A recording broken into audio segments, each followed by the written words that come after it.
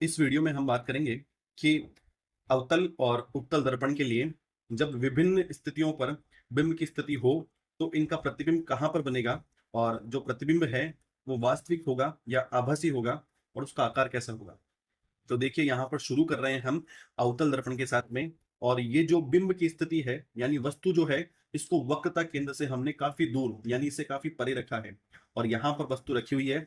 तो अब हम ये देखना चाहते हैं कि इसका प्रतिबिंब कैसा बनेगा। और यदि हमें देखें तो इसके लिए हमें किरण आरेख बनाना पड़ेगा यानी इसके हर बिंदु से जो प्रकाश की किरण है वो परावर्तन के बाद में कहाँ पर जा रही है ये हमें देखना पड़ेगा। अब देखिए हर बिंदु से बनाने के लिए शुरुआत करते हैं हम इस ऊपर के बिंदु से। अगर हम इस बिंदु को देखें तो इससे हर दिशा में प्रकाश जा रहा होगा तो यहां से हम अनंत प्रकाश की किरणों को बना सकते हैं। लेकिन दिक्कत क्या है कि यदि हम अनंत प्रकाश की किरणों को बना लेंगे तो यह समझना काफी मुश्किल हो जाएगा कि परावर्तन के बाद में वो किरणें कहां पर जा रही होंगी। तो हम क्या करेंगे, ये जो बिंदु है यहाँ से हम उन किरणों को यहाँ पर बनाएंगे जिनका हम निश्चित रूप से बता पाए कि परावर्तन के बाद में क्या होगा। मान लीजिए इस बिंदु से मैं कोई भी किरण यहाँ पर इस छोर पर यहाँ पर खींच देता हूं तो मुझे ये पता नहीं है कि परावर्तन के बाद में क्या होगा। या फिर पता भी करें तो आपतन कोण और परावर्तन कोण का मान यहाँ पे ज्ञात हमें करना पड़ जाएगा जो कि यहाँ पर जटिल हो जाएगा। लेकिन मुझे ये पता है कि यदि इस बिंदु से मैंने मुख्य अक्ष के समांतर किरण यहाँ पर आपतित करवाई तो क्या होगा। तो हमने पढ़ रखा है कि अगर मुख्य अक्ष के समांतर किरण आएगी तो वो इस मुख्य फोकस से गुजरेगी। तो यहाँ पर मैं क्या करता हूं, इस किरण को बना लेता हूं जो कि क्या है, मुख्य अक्ष के समांतर है। अब क्योंकि ये मुख्य अक्ष के समांतर है तो हमें ज्ञात है कि ये फोकस से गुजरेगी। अब इसी प्रकार अब मैं क्या करता हूं, इस बिंदु से दूसरी एक किरण को ले लेता हूं। अब देखिए दूसरी किरण पुनः मैं कोई सी भी ले सकता हूं लेकिन मैं लूंगा कौन सी, मैं वो किरण लूंगा जिसका मुझे ज्ञात होगा कि परावर्तन के बाद में क्या हो रहा होगा। तो ये किरण देखिए यहां से फोकस से भी गुजर सकती है क्योंकि हमें पता है कि यदि किरण फोकस से गुजरेगी तो परावर्तन के बाद में ये मुख्य अक्ष के समांतर हो जाएगी।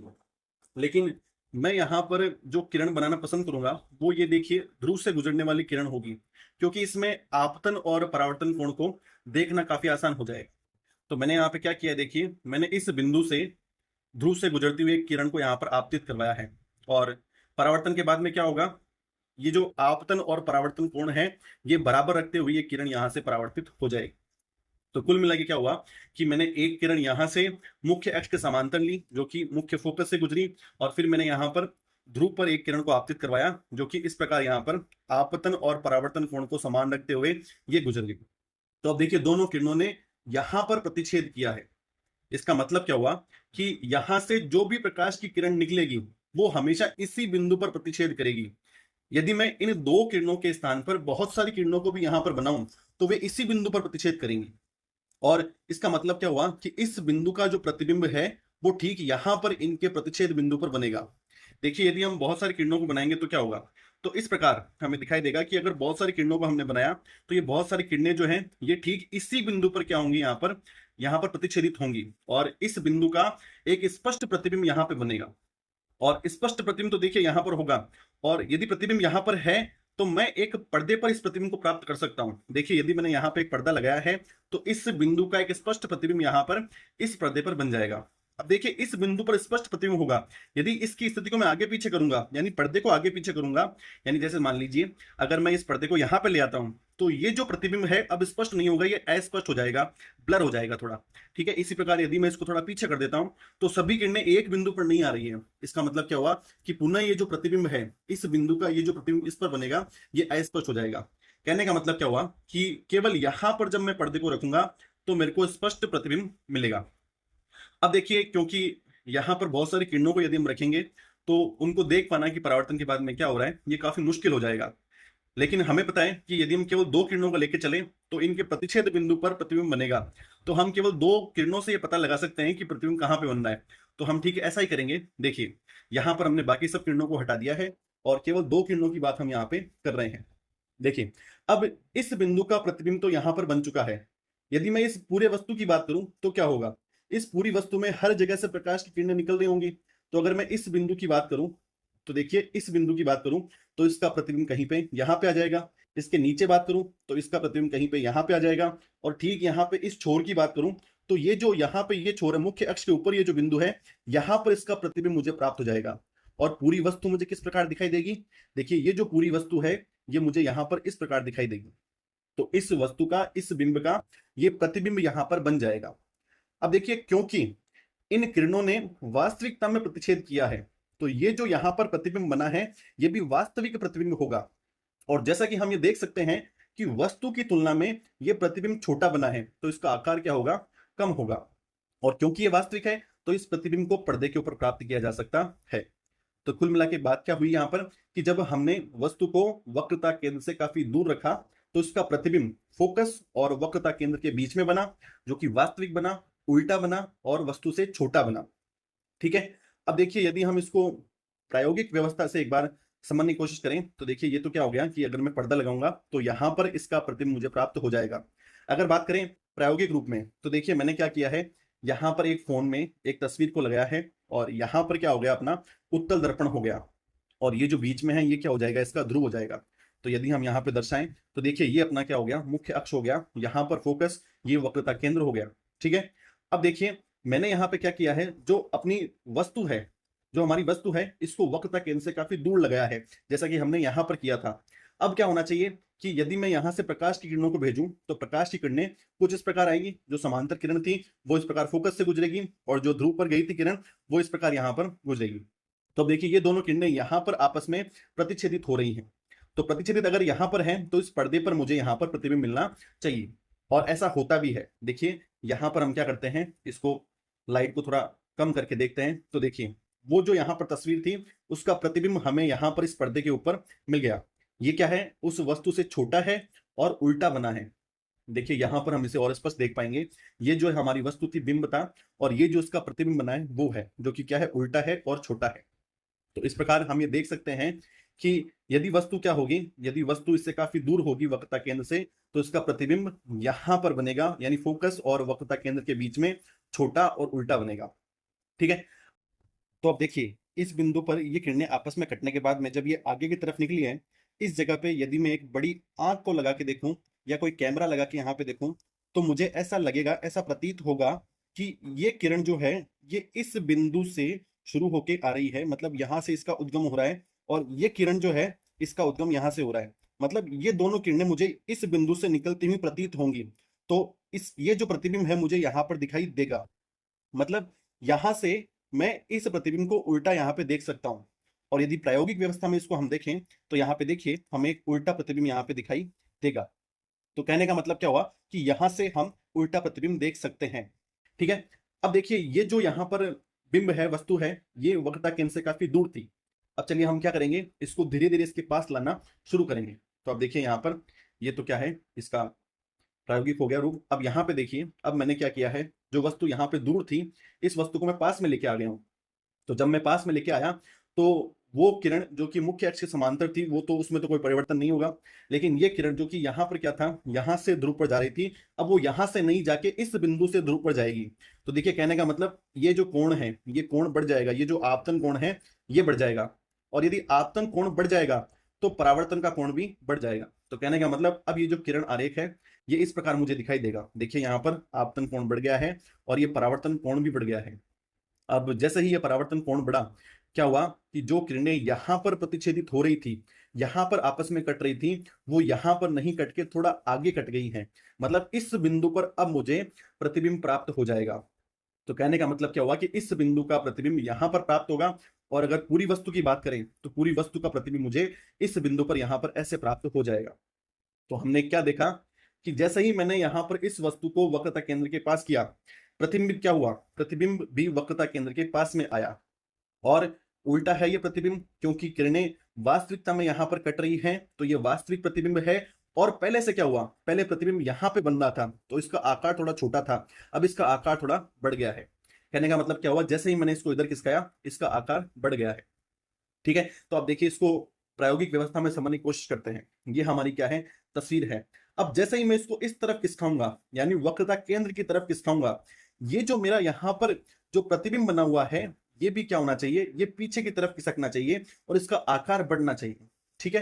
तो देखिए मैंने यहाँ पे क्या किया, इस तस्वीर को आगे खिसकाया तो पर्दे पर क्या हुआ, पर्दा चूंकि अभी मैंने हिलाया नहीं है तो यहाँ पर देखिए प्रतिबिंब जो है ये अस्पष्ट हो गया है। अब इसको स्पष्ट करने के लिए क्या करना पड़ेगा, इसको पीछे करना पड़ेगा। तो देखिए मैंने यहाँ पे क्या किया, मैंने इसको थोड़ा और आगे किया तो ये और अस्पष्ट हो गया। अब देखिए इसको स्पष्ट करते हैं। जैसे ही मैंने इस पर्दे को पीछे किया, देखिए ये जो प्रतिबिंब है ये स्पष्ट हो गया है, और पहले जो प्रतिबिंब बन रहा था उससे ये बड़ा बन रहा है। अब क्या होगा, जैसे ही मैं इसको और आगे खिसकाऊंगा ये और पीछे चला जाएगा। और देखिए यहाँ पे जैसा कि हम देख सकते हैं कि इसको आगे करने पर यहाँ पर ये अस्पष्ट हो गया है। पुनः इसको क्या करना पड़ेगा, स्पष्ट करने के लिए इसको पीछे खिसकाना पड़ेगा। तो देखिए पीछे करने पे क्या हो जाएगा, ये वापस स्पष्ट हो जाएगा। तो कहने का मतलब क्या हुआ कि जैसे मैं इसको इधर खिसकाऊंगा, ये जो प्रतिबिंब है ये पीछे की तरफ जाएगा, और पीछे की तरफ इसका जो आकार है ये भी बढ़ता जाएगा और ये उल्टा होगा। तो यहां पर देखिए क्या हुआ कि जैसे ही मैंने इसको इधर खिसकाया, प्रतिबिंब मेरा इस तरफ खिसकता गया। तो अब आप ये सोच सकते हैं कि जब मैं इस वस्तु को इस सी के ऊपर ले आऊंगा तब क्या होगा। तो मैं आपसे ये चाहूंगा कि आप एक बार वीडियो को रोकिए और ये सोचिए कि सी पर क्या होगा। तो चलिए हम बात करते हैं कि यदि ये वस्तु सी पर आ जाएगी तो निश्चित रूप से आपने अगर इसका किरण आरेख बनाया हो तो हम ये देख सकते हैं कि ये किरण इस प्रकार गुजरेगी और ये किरण इस प्रकार गुजरेगी। तो ये जो इसका यहाँ पर प्रतिबिंब बना है ये सी के ऊपर ही बन जाएगा। और यहाँ पर खास बात एक और है कि जो यहाँ पर आकार इस वस्तु का होगा, ठीक वही आकार इस प्रतिबिंब का होगा। यानी जब वस्तु वक्रता केंद्र के ऊपर आ जाएगी तो इसका प्रतिबिंब भी वक्रता केंद्र के ऊपर ही बनेगा और समान आकार का बनेगा। देखिए इस चीज को हम यहाँ पर इस व्यवस्था में देख भी सकते हैं। तो मैंने यहाँ पे क्या किया है, अब इस तस्वीर को मैंने ठीक वक्रता केंद्र के ऊपर रख दिया है। अब जैसे ही मैं यहाँ पे प्रकाश को थोड़ा कम करके, लाइट को थोड़ा कम करके देखूंगा तो देखिए इसकी जो प्रतिबिंब है वो मुझे ठीक सी के ऊपर ही प्राप्त हो रहा है और समान आकार का उल्टा प्रतिबिंब यहाँ पर मुझे प्राप्त हो रहा है। तो क्या हुआ, मतलब यहाँ पर जैसे ही मैंने इस वक्रता केंद्र पर वस्तु को रखा तो एक उल्टा प्रतिबिंब मुझे यहाँ पर मिल गया। ठीक है, जैसा कि हम इसको यहाँ पे देख भी सकते हैं। अब मैं क्या करूंगा, अब मैं मेरी वस्तु को और इधर खिसकाऊंगा, यानी मुख्य फोकस और वक्रता केंद्र के बीच में वस्तु को ले आऊंगा। तो देखिए जो किरण मुख्य अक्ष के समांतर थी वो तो फोकस से ही गुजरेगी, और वापस जो किरण ध्रुव से गुजरनी थी उसका ये जो आपतन कोण है ये और बढ़ जाएगा। तो अगर ये कोण और बढ़ जाएगा तो ये जो परावर्तन कोण है ये भी बढ़ जाएगा, और जैसे ये बढ़ेगा तो अब वस्तु का प्रतिबिंब जो है इस सी से भी आगे बनेगा और बहुत बड़ा दिखाई देगा। तो अब ये उल्टा प्रतिबिंब बनेगा और वस्तु से काफी बड़ा हमें दिखाई देगा। तो चलिए देखिए यहाँ पर इसको हम प्रायोगिक व्यवस्था में इसको देखने की कोशिश करते हैं। तो अब देखिए मैंने इस वस्तु को सी से और फोकस की तरफ खिसका दिया है। तो अब क्या होगा, इसका जो प्रतिबिंब है वो मुझे काफी बड़ा दिखाई देगा। तो देखिए अगर मैं ऐसा करूं तो ये जो पीछे की तरफ पर्दा लगा हुआ है यहां पर मुझे इसका प्रतिबिंब प्राप्त होगा। और देखिए जैसे ही मैं लाइट को डिम करूंगा तो देखिए यहां पर मुझे एक काफी बड़ा इसका प्रतिबिंब उल्टा प्राप्त हो रहा है। देखिए इसको और स्पष्ट देखते हैं। यहाँ पर देखिए हमारी वस्तु है और इसका जो प्रतिबिंब है पीछे की तरफ, यानी सी से बहुत पीछे की तरफ यहाँ पर काफी बड़ा प्रतिबिंब मुझे प्राप्त हो रहा है। तो कहने का मतलब क्या हुआ कि फोकस और वक्रता केंद्र के बीच में जैसे ही वस्तु आई, यहां पर हमारा प्रतिबिंब जो है ये सी से काफी दूर चला गया और आकार में बड़ा हो गया, और ये वास्तविक उल्टा प्रतिबिंब यहाँ पे बना है। ठीक है, अब हम और क्या कर सकते हैं, अभी हमने यहां पर वस्तु को रखा था, अब हम इसे और इधर खिसका सकते हैं, यानी फोकस पर बात कर सकते हैं। तो जैसे ही वस्तु फोकस के ऊपर आएगी तो हम देख सकते हैं कि ये किरण जो कि क्या है, मुख्य अक्ष के समांतर है, ये तो ऐसे ही गुजरेगी, और ये जो यहाँ पे कोण है ये और बढ़ जाएगा। और अब ये जो कोण है बढ़ने के कारण ये दोनों किरणें जो हैं ये आपस में समांतर हो जाएंगी।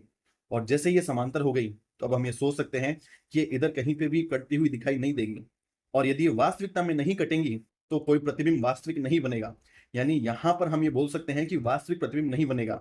और कुछ इस प्रकार भी बोल सकते हैं कि क्योंकि ये किरणें समांतर हैं तो ये अनंत पर जाकर कटेंगी, यानी प्रतिबिंब जो है अनंत पर जाकर बनेगा। ठीक है, तो जैसे ही हम फोकस के ऊपर इस वस्तु को लेके आएंगे हम ये बोल सकते हैं कि कोई वास्तविक प्रतिबिंब नहीं बनेगा, या प्रतिबिंब जो है अनंत पर जाकर बनेगा।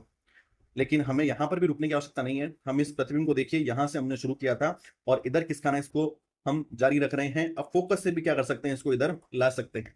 और यदि हम ऐसा करें तो देखिए फोकस से भी मैं इसको इधर लेके आ चुका हूं और ये कोण और बढ़ गया है और ये किरण इस प्रकार निकलेगी। अब क्या हुआ, अब ये दोनों किरणें समांतर नहीं है, अब ये एक दूसरे से दूर की तरफ जा रही है। ठीक है, और यदि एक दूसरे से दूर की तरफ जा रही है तो मैं जब यहां से देखूंगा तो क्या होगा, तो यहां से मुझे ये प्रतीत होगा कि ये किरण आगे जाके, देखिए इसको थोड़ा हम आगे बना लेते हैं, इधर किसका लेते हैं, जब मैं यहां से इसको देखूंगा तो ये किरण आगे बढ़ाने पर और ये किरण आगे बढ़ाने पर ऐसा प्रतीत होगा कि एक बिंदु पर जाकर कटेंगी। देखिए यहाँ पे इसको बना लेते हैं। जब मैंने इस किरण को यहाँ पर आगे बढ़ाया और इस किरण को यहाँ पर आगे बढ़ाया, तो मुझे ये प्रतीत हो रहा है कि ये इस बिंदु पर आकर प्रतिच्छेदित हो रही हैं। कहने का मतलब मेरी आंख को, मेरे दिमाग को ऐसा लग रहा है कि ये दो किरणें जो कि वास्तविकता में कहीं पर नहीं कट रही हैं, कहीं पर भी प्रतिच्छेदित नहीं हो रही है, तो वास्तविक प्रतिबिंब तो मुझे नहीं मिलेगा। यानी इस प्रतिबिंब को मैं पर्दे के ऊपर तो प्राप्त नहीं कर सकता, लेकिन जब मैं यहाँ पे आंख लगा के देखूंगा तो मुझे ऐसा प्रतीत होगा कि ये जो प्रकाश की किरणें हैं, ये दर्पण के पीछे किसी बिंदु से आ रही हैं। मतलब इस वस्तु का प्रतिबिंब मुझे यहाँ पर बनता हुआ दिखाई देगा।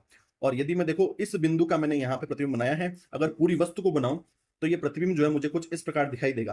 कहने का मतलब अगर यहाँ पर जो कि किरणें एक दूसरे से दूर की तरफ जा रही हैं, यहाँ पर मैं आंख लगा के देखूं तो मेरी आंख को ये लगेगा, मेरे दिमाग को ये लगेगा कि ये जो किरणें हैं आगे जाके इस बिंदु पर कट रही हैं, और ये वस्तु का प्रतिबिंब मुझे यहाँ पे ऐसा प्रतीत होगा कि ये बन रहा है। अब क्योंकि ये किरणें वास्तविकता में प्रतिच्छेदित नहीं हो रही हैं, तो ये जो प्रतिबिंब है ये वास्तविकता में नहीं बनेगा। ये क्या होगा, ये आभासी प्रतिबिंब होगा, क्योंकि हमें केवल ऐसा प्रतीत हो रहा है। तो ये प्रतिबिंब आभासी प्रतिबिंब होगा। और क्या है, ये प्रतिबिंब सीधा है, और जो हमारी वस्तु थी यहाँ पर उससे काफी बड़ा है। तो यहाँ पर प्रतिबिंब क्या हुआ, जैसे ही मैं फोकस से इस तरफ आया, प्रतिबिंब सीधा हो गया है और आभासी हो गया है, और वस्तु से काफी क्या हो गया है, बड़ा हो गया है। ठीक है, तो हम इसको यहाँ पे देख भी सकते हैं। तो अब मैंने इस तस्वीर को फोकस से भी आगे रख दिया है, तो क्या होना चाहिए, इसका प्रतिबिंब सीधा और आभासी बनना चाहिए, और जो कि वस्तु से काफी बड़ा होना चाहिए। तो इसको हम यहाँ पे देख सकते हैं कि एक बड़ा प्रतिबिंब सीधा और आभासी यहाँ पे हमें दिखाई देगा। अब देखिए, अब क्या होगा अगर मैं इस वस्तु को और आगे खिसकाऊं, तो क्या होगा, ये जो यहाँ पर प्रतिबिंब बना है ये इस दर्पण की तरफ इधर खिसकेगा। ठीक है, और होगा क्या, पुनः ये क्या होगा, वस्तु से बड़ा होगा, और थोड़ा सा यहाँ पर क्या होगा, इधर की तरफ, इस तरफ खिसक जाएगा, यानी दर्पण की तरफ आ जाएगा। तो यहाँ पे देखिए वास्तविकता में ऐसा करते हैं, जैसे ही मैंने इसको और इधर खिसकाया तो क्या हुआ, ये प्रतिबिंब जो है इस तरफ आ गया, और अब मुझे इस बिंदु पर यहाँ पर ये जो किरणें हैं कटती हुई दिखाई दे रही है, मतलब ये प्रतिबिंब यहाँ पे बनेगा। तो ये इधर खिसक चुका है। ठीक है, तो इस प्रकार हमने क्या किया, अवतल दर्पण के लिए हमने इस वक्रता केंद्र से यहां से बात को शुरू किया और यहां तक हम आ गए। तो अवतल दर्पण के लिए हमने लगभग सभी परिस्थितियों की बात कर ली है। अब देखिए, क्योंकि यहां पर क्या हुआ कि जो वस्तु है इसका एक बड़ा प्रतिबिंब मुझे प्राप्त हुआ, और जिसको मैं दर्पण में देख सकता हूं, यहाँ पर आंख है जिसको हम दर्पण में देख सकते हैं, और ये आभासी है, वो सीधा है। तो सीधा, आभासी और बड़ा होने के कारण ये जो दर्पण है यानी अवतल दर्पण जो है, इसका उपयोग हम कई वास्तविक जगहों में देख सकते हैं। जैसे जो नाई की दुकान होती है वहां पर ही दर्पण लगे हुए होते हैं, और जो मेकअप करने के लिए हम उपयोग करते हैं वो दर्पण भी यही होते हैं। ठीक है, ऐसा क्यों, क्योंकि ये हमें बड़ा दिखाई दे रहा है प्रतिबिंब, तो इसका उपयोग हम वहां पर भी करते हैं। अब चलिए हम बात करते हैं उत्तल दर्पण की। देखिए उत्तल दर्पण में क्या होगा, उत्तल दर्पण में ये जो वस्तु है ये मुझे इस तरफ करनी पड़ेगी, क्योंकि ये जो सतह है ये क्या होती है, यहाँ पर परावर्तक सतह होती है। अब देखिए पुनः, अगर मैं यहाँ पर एक बिंदु लूं और इससे प्रकाश की किरणों को बनाऊं, तो एक तो मैं क्या करूंगा, मुख्य अक्ष के समांतर लूंगा। तो यहाँ पर देखिए मुख्य अक्ष के समांतर मैंने किरण को बनाया है। अब क्या होगा परावर्तन के बाद में, क्योंकि ये क्या है, उत्तल दर्पण है, तो ये किरणों को फैला देता है। तो ये इस प्रकार चली जाएगी, और ये किरण वास्तविकता में फोकस से गुजरने की बजाय मुझे इससे यहाँ पर जाती हुई प्रतीत होगी। तो उत्तल दर्पण में ये किरण मुझे यहाँ पर गुजरती हुई प्रतीत होगी। और दूसरी किरण यदि मैं यहाँ पर ध्रुव पर बनाऊं, तो देखिए ये जो आपतन और परावर्तन कोण है ये समान होगा, तो ये किरण मुझे ऐसी दिखाई देगी। अब पुनः देखिए, ये किरणें एक दूसरे से दूर की तरफ जा रही हैं, तो वास्तविकता में ये एक दूसरे को कभी नहीं काटेंगी, तो यहाँ पर कोई वास्तविक प्रतिबिंब नहीं बनेगा। तो क्या होगा, तो हम ये देख सकते हैं कि जब मैं इस किरण को यहां से आगे बढ़ाऊंगा तो यहां पर एक कटान बिंदु अवश्य मुझे प्राप्त होगा। तो देखिए हम ऐसा कर सकते हैं, मैंने इस किरण को यहां पर आगे बढ़ाया तो ये दोनों किरणें मुझे यहां पर कटती हुई प्रतीत हुई। तो इस बिंदु का प्रतिबिंब अगर मैं यहाँ पर एक बहुत बड़ी आंख को लगाऊं, तो मेरी आंख को, मेरे दिमाग को ये लगेगा कि ये दोनों किरणें इस बिंदु से आ रही हैं, तो इसका प्रतिबिंब मुझे यहाँ पर एक आभासी प्रतिबिंब बनता हुआ दिखाई देगा, क्योंकि ये किरणें वास्तविकता में यहाँ पर नहीं कटी है, यहाँ से आती हुई प्रतीत हो रही हैं। तो इस बिंदु का आभासी प्रतिबिंब यहाँ पे बनेगा, और यदि हम पूरी वस्तु की बात करें तो ये प्रतिबिंब कुछ इस प्रकार बन जाएगा, यानी ये जो वस्तु यहाँ पर थी इसका प्रतिबिंब मुझे यहाँ पर आभासी प्राप्त हो गया। अब यहाँ पे गौर करने की बात यह है कि वस्तु हमारी आकार में थोड़ी बड़ी है, और यहाँ पर जो प्रतिबिंब बना है ये ध्रुव और फोकस के बीच में बना है, और सीधा बना है, और आभासी बना है, और छोटा बना है। ठीक है, अब क्योंकि क्या है कि ये एक छोटा प्रतिबिंब बना है, तो बड़ी वस्तु को छोटा करके मुझे यहाँ पे दिख रही है ये। अब छोटा होने की वजह से क्या होगा कि जब यहाँ पे एक बहुत बड़ा दृश्य होगा, उस बहुत बड़े दृश्य को भी ये दर्पण क्या करेगा, अपने ध्रुव और फोकस के बीच में छोटे-छोटे प्रतिबिंब से मुझे दिखा देगा। मतलब कहने का क्या हुआ कि अब ये वस्तु चाहे इधर कहीं भी हो, इसका प्रतिबिंब जो है ये ध्रुव और फोकस के बीच में छोटा प्रतिबिंब मुझे दिखाई देगा। तो यहाँ पर एक बहुत बड़ा दृश्य भी अगर हुआ तो उसका एक छोटा रूप मुझे यहाँ पे दिखाई दे जाएगा। और मैं ऐसा क्यों बोल रहा हूँ, क्योंकि अब देखिए हम इसका प्रायोगिक रूप देखने वाले हैं कि हम इनका उपयोग कहाँ पे करते हैं। देखिए उत्तल दर्पण जो है वो ट्रक के जो यहाँ पर ये दर्पण है ये उत्तल दर्पण होते हैं, या पार्किंग में जब हम दर्पण को देखते हैं तो वो भी क्या होते हैं, उत्तल दर्पण ही होते हैं। और ऐसा क्यों होता है, देखिए यहां पर हम देखें तो ये एक उत्तल दर्पण है। और क्या हुआ कि जो ट्रक काफी बड़ी थी, जो सीन यहाँ पे काफी दृश्य हमें काफी बड़ा दिखाई दे रहा है, उत्तल दर्पण ने क्या किया, छोटा करके उसको बहुत सारी जगह को हमें दिखा दिया। तो इसलिए हम क्या करते हैं, उत्तल दर्पण का प्रयोग यहाँ पर करते हैं ताकि हम अधिक जगह को छोटी जगह में देख पाए। ठीक है, जैसा कि हमने यहाँ पर क्या किया है, इसका प्रतिबिंब यहाँ पे बनाया तो देखिए छोटा प्रतिबिंब हमें प्राप्त हुआ। तो निश्चित रूप से ये ट्रक का जो हमें प्रतिबिंब यहाँ पे दिखाई दे रहा है, ये वास्तविक जो इसका आकार है इससे हमें काफी छोटा दिखाई दे रहा है। तो उत्तल दर्पण की खास बात है कि अगर हम इस वस्तु को कहीं भी रखेंगे तो ये प्रतिबिंब हमें इस ध्रुव और फोकस के बीच छोटा और आभासी सीधा ही मिलेगा। ठीक है, तो इसमें हमें ज्यादा परिस्थितियों की बात नहीं करनी पड़ेगी, जैसा कि हमने अवतल दर्पण में किया था। अब देखिए यहाँ पर ये मैं अवश्य रूप से जोड़ना चाहूंगा कि आपको ये लग रहा होगा कि हमने इतनी परिस्थितियों की बात यहाँ पर कर ली, तो क्या आपको वो सभी याद करनी पड़ेगी? जी नहीं, ऐसा नहीं है। मैं आपसे बस इतना चाहता हूँ कि आप इस किरण आरेख के बनाने के तरीके को सीखें। यदि आप ये तरीका सीख जाएँगे, तो आप इन परिस्थितियों को अपने हाथों से बना के देख पाएँगे कि क्या हो रहा है वास्तविकता में। तो इन सभी स्थितियों को याद करने की आवश्यकता नहीं है। एक बार इनका प्रायोगिक रूप से आप किरण आरेख बना के इसको देखिए और आपको खुद को ये समझ आएगा कि इनको याद नहीं करके हम खुद बना के देख सकते हैं कि वास्तविकता में इस वस्तु का प्रतिबिंब कहाँ पे बनेगा।